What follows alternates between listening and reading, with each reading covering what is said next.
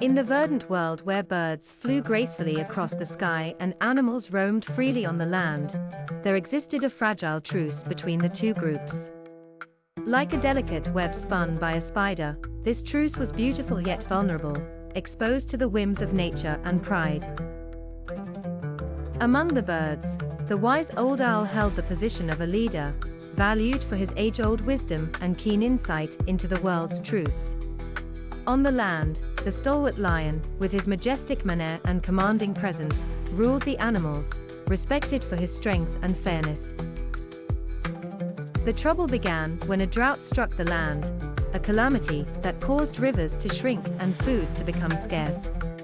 With resources dwindling, mistrust began to ferment between the birds and animals. The birds, who usually feasted on fruits and nectar from the high-up branches, accused the animals of hoarding the fruits for themselves. The ground animals countered with claims that the birds were swooping down to grab whatever they could, taking more than their share. In light of these tensions, the owl called for a meeting.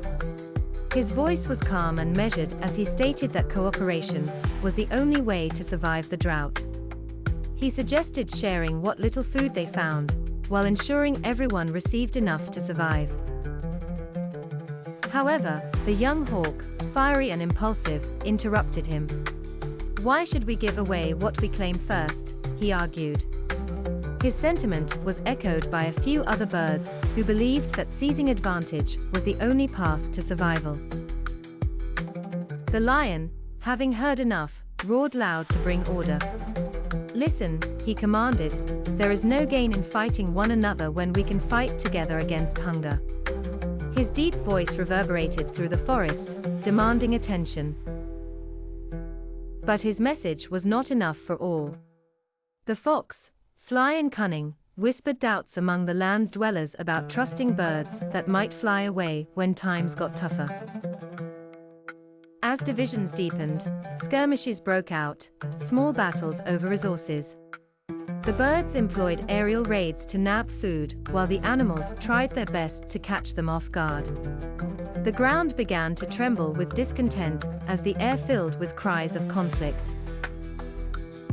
One morning, as the sun cast its first rays upon the earth, an extraordinary council meeting took place.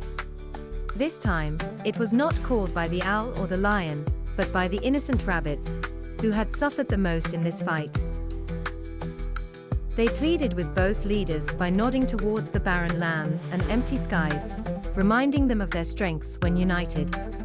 The owl and the lion, moved by the earnest plea, looked at each other across the rift with understanding.